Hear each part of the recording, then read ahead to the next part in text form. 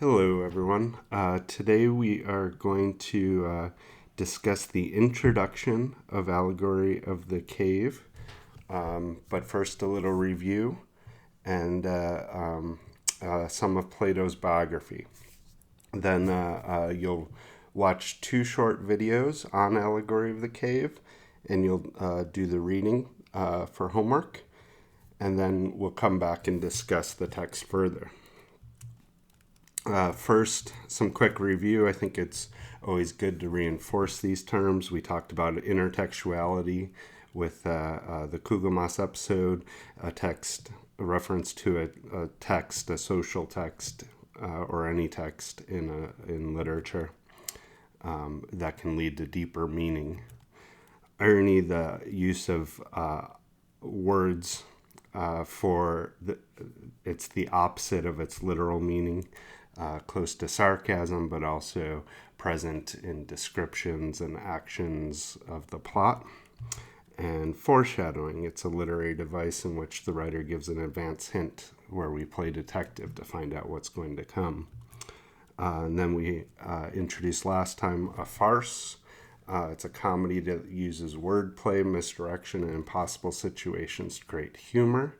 And then satire. This story is satire, which is a comedy or drama that criticizes individual flaws and or social traditions. So we talked about how it satirized midlife crisis, institute of marriage, and similar concepts. We'll see satire a few more times this semester. I don't believe we'll see farce, although there'll be farcical elements in a lot of our works. Then we talked about flat characters and round characters and talked about flat characters are uncomplicated and do not change or develop or have epiphanies or anything like that. And round characters are complex and undergo development. And that flat characters can often be used to universalize experiences or to... they can be used to create empathy or to avoid empathizing with those characters. They can be used for either. Round characters are complex and undergo some development. They have epiphanies, they develop, they change. Okay, so we're going to move on to Allegory of the Cave. So first, a little background on Plato. He opened a school on the outskirts of Athens dedicated to the Socratic search of wisdom.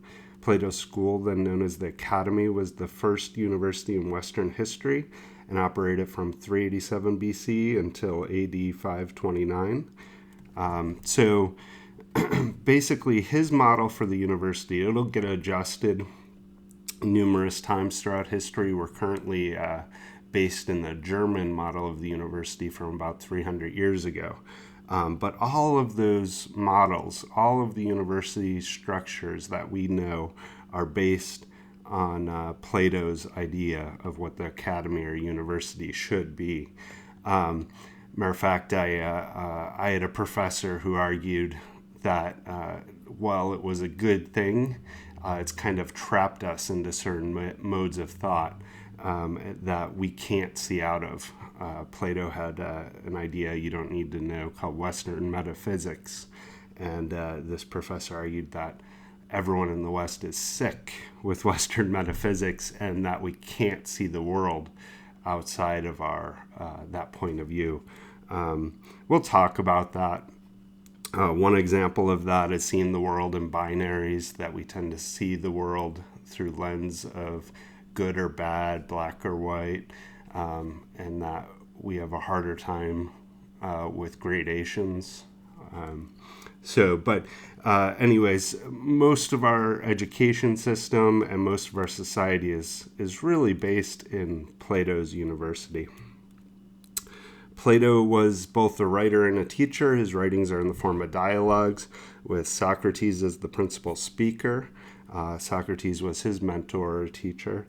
And this discussion format has become known as the Socratic dialogue.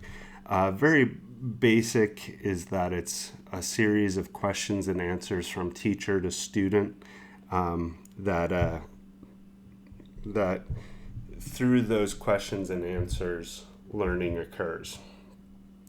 Plato would have referred to it as we learn philosophy through questions and answers. And in this situation, the teacher does give a lot of answers, but also asks a lot of questions. So when a student comes to them with a thought, they challenge them, and that's supposed to be a model of what we do in education. To give you an idea of the time frame, you can see Socrates was Plato's mentor, and then Plato was Aristotle's mentor. And each one of these philosophers shaped our modes of thought. For instance, Aristotle, who was mentored by Plato, really shaped the way people in the West write or categorize anything. The way we structure things, the way we use hierarchy, really came from Aristotle. So one of the basic things we'll start with is that if we're looking at the Allegory of the Cave, first of all, it's a philosophical text, philosophical text, and so it's probably a bit unusual to use in a short story class. I've had it in literature classes throughout my studies, but why I think it's important and why we're going to use it is because I argue most literature classes should have a framework, a lens through which we view literature. And so our lens for this course is going to be through Plato's philosophy of Allegory of the Cave. So it'll help us understand and view the texts for the rest of the semester in different ways. It'll help challenge us to view them differently. So first we need to understand a little about allegory. An allegory is a figure of speech in which abstract ideas and principles are described in terms of characters, figures, and events.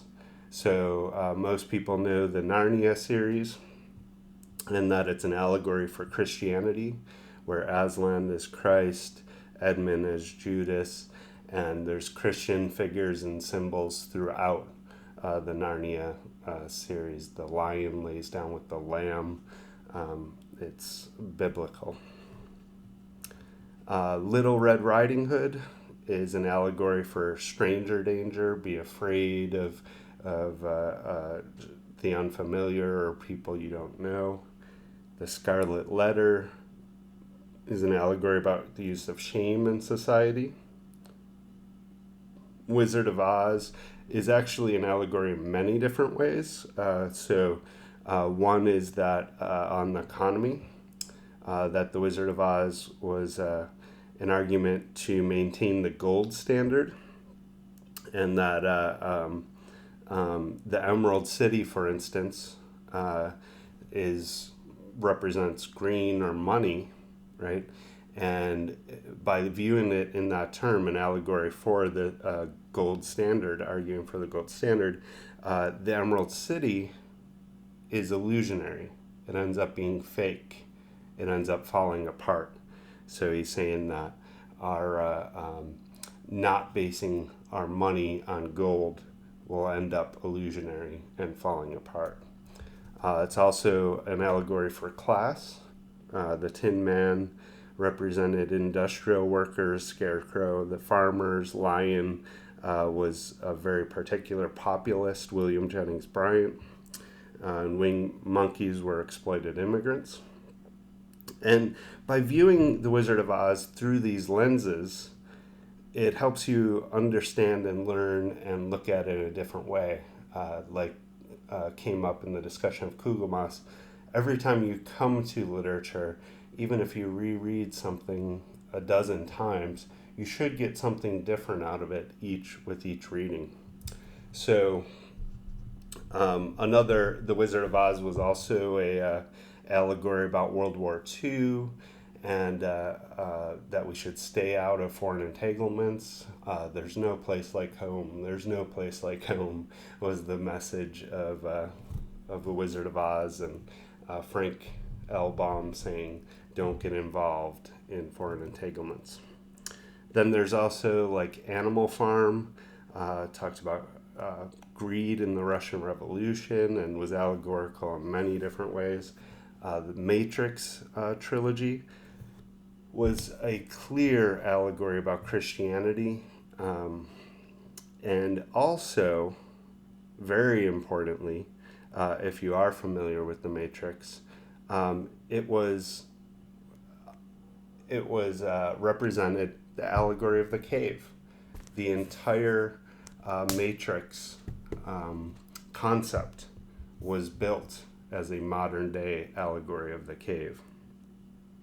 Then we have Lord of the Flies was an allegory about civilization versus anarchy. Even modern movies like Captain America Winter Soldier was about civil liberties and military and preemptive technology. Avatar about the treatment of Native Americans, human treatment of the environment, racism, militarism, and corporate greed. And so it's all of our texts, allegories used throughout literature, allegories used throughout movies and film and artwork, and it's everywhere. So it can be very useful to teach us about these concepts. What's the difference between symbol and allegory?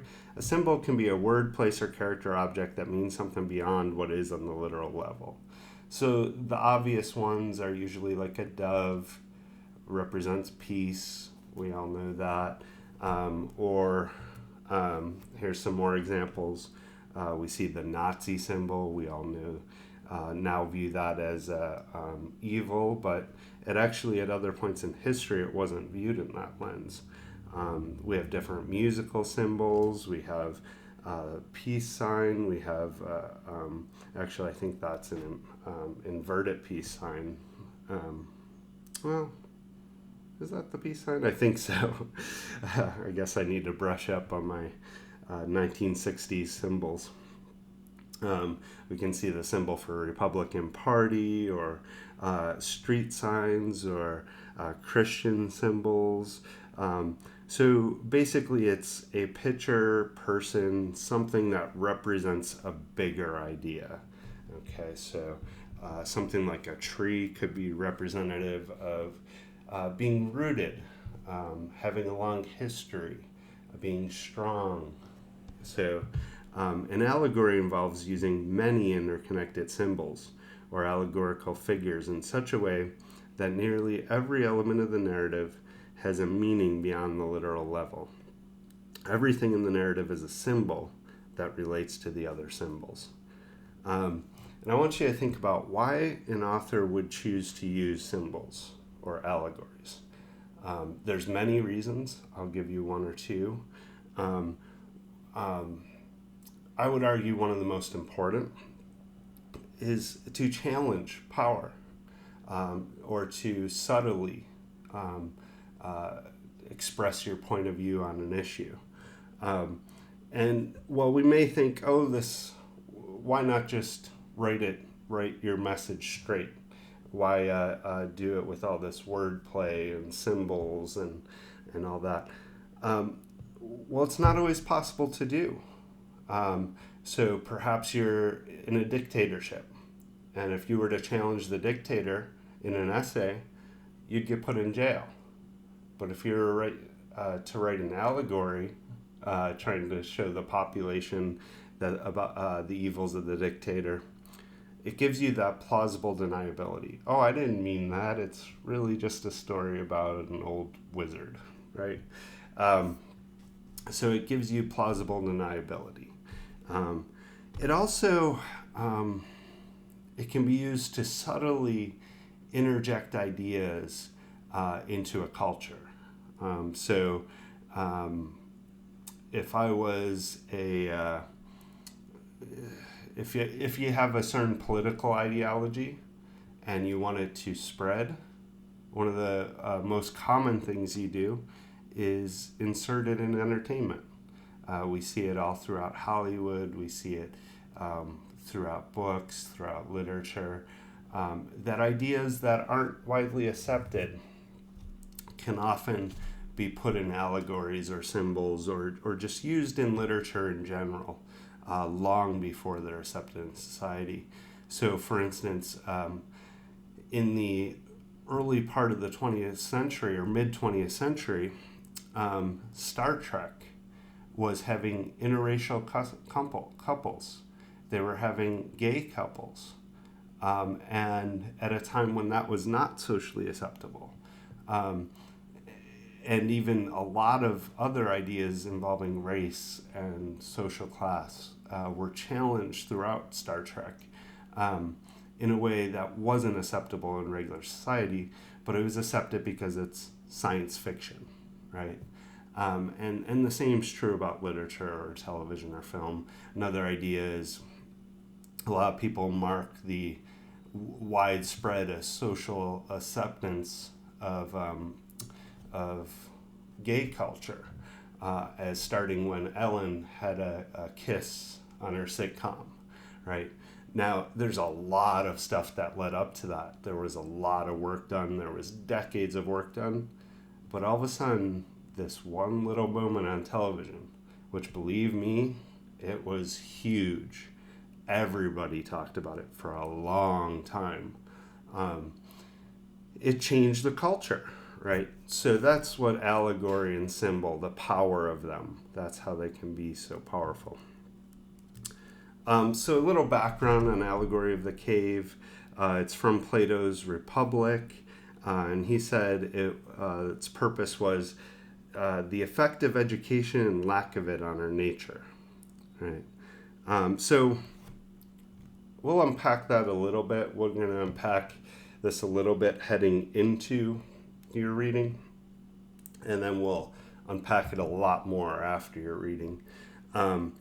So basically, he was trying to show the purpose of education, why it is important, why we should use philosophy or his version of education, the Socratic dialogues.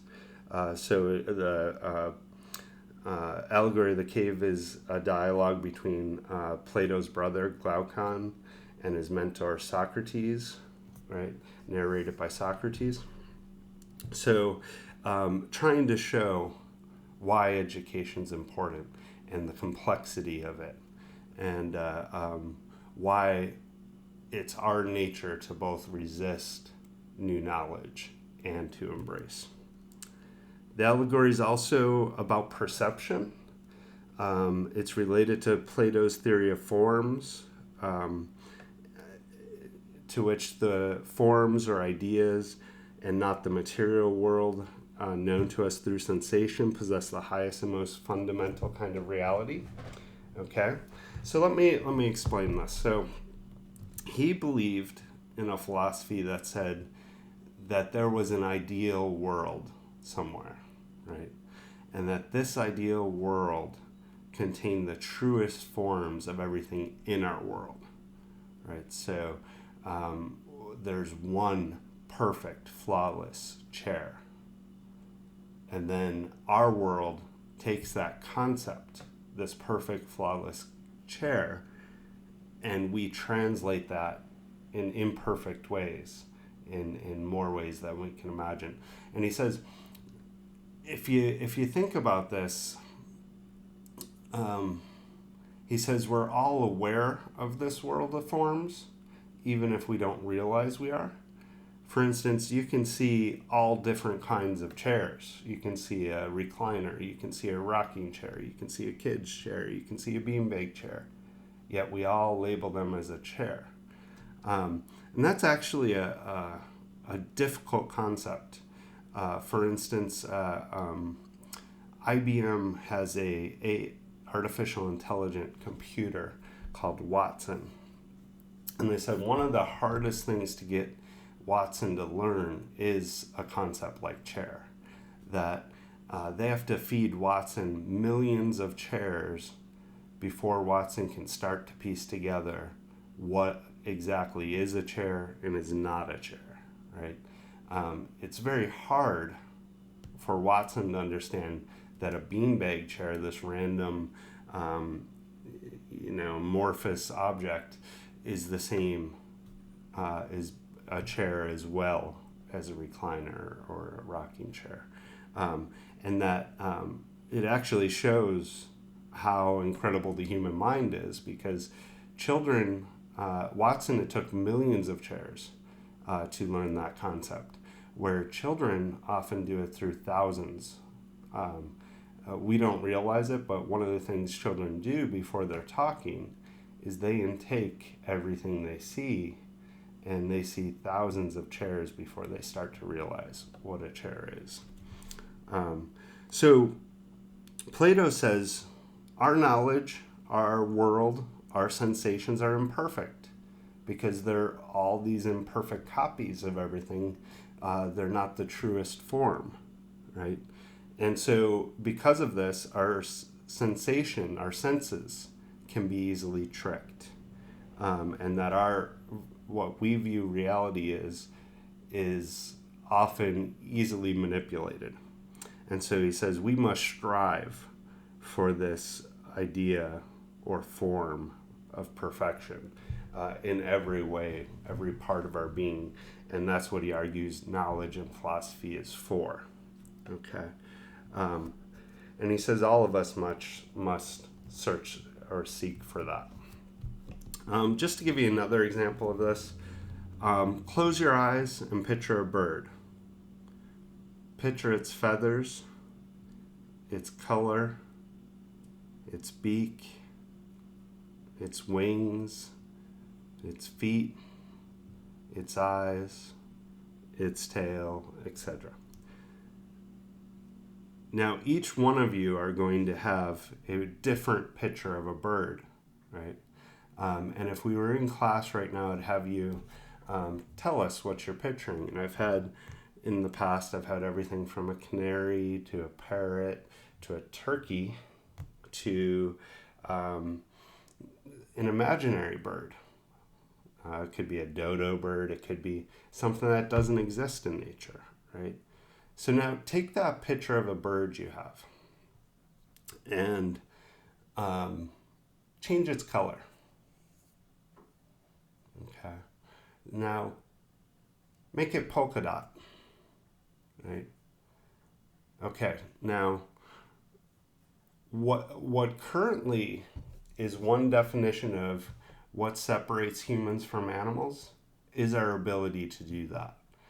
This idea that we can picture a bird with polka dots that doesn't exist in our world. Perhaps animals can do this, but as of now, we know that we don't think they can. So each one of you had a different bird in your head. Well, this was the bird that I used when I was making up this exercise. Okay, your bird's going to be very different than mine, right? But they're all birds. And for us to have that common knowledge, Plato would argue, we have to have a natural concept of the ideal form. Okay. Now, another thing Plato argues is because our senses are so easily fooled, we need to resist that, and that can only be done through philosophy and studying and education and the Socratic method or dialogues. So an example for how this works is, imagine we're in a classroom right now, and I have you all come in, and I throw this fish down at the front of the room. I put it on a desk, and I say, what is this fish like? And some of you would say the color or the size or what it felt like, or what its mouth was like, what its eyeball was like, its fins, etc., etc. Okay. I come back in and I say, that's not good enough. you need to tell me more. What is it like? And so you come up with what colors is it, what texture, what temperature, what smell, what taste, weight, other measurements, how the parts are connected. And I come in and I say, that's not good enough. I want to really, really, really know what this fish is like. And so you look closer and you start noticing the dots, its spots are all in different shapes. And that perhaps if we got a microscope, we could see even deeper. Are they symmetrical?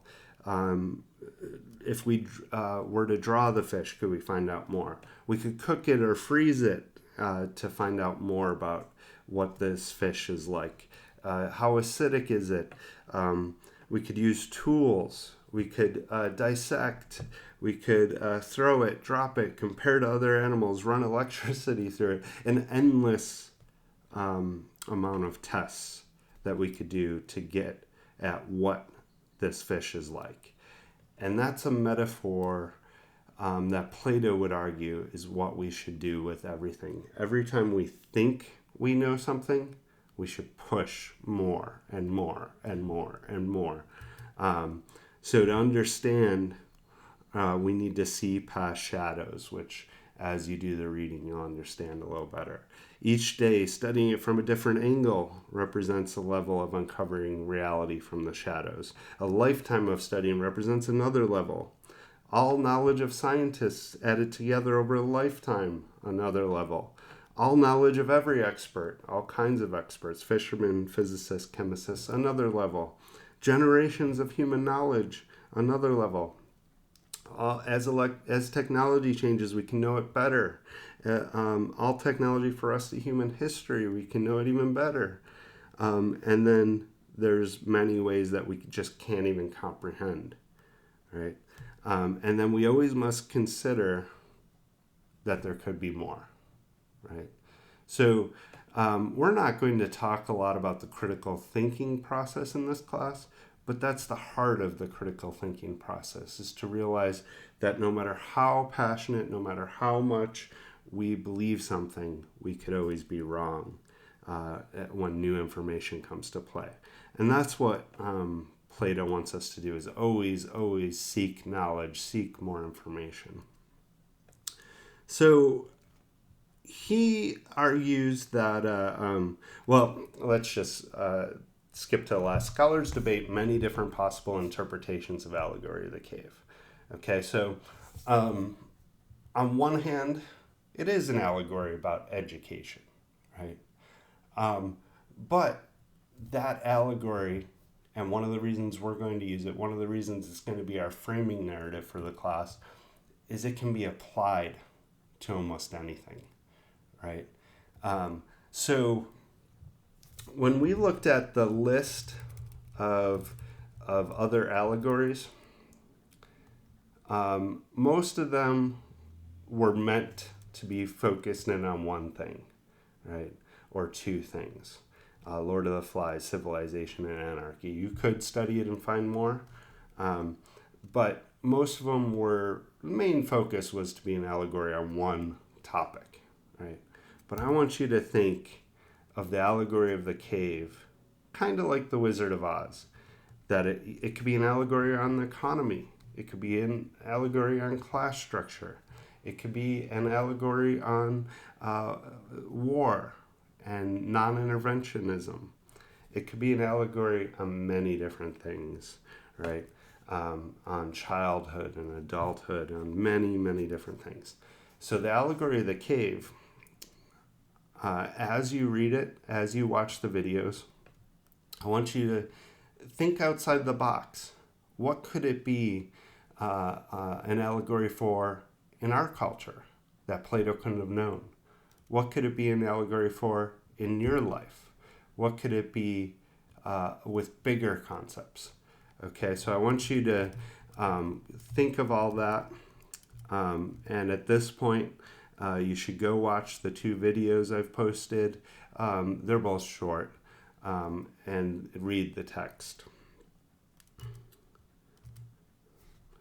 Okay, I will come back and we will talk, have a discussion on the homework. Thanks.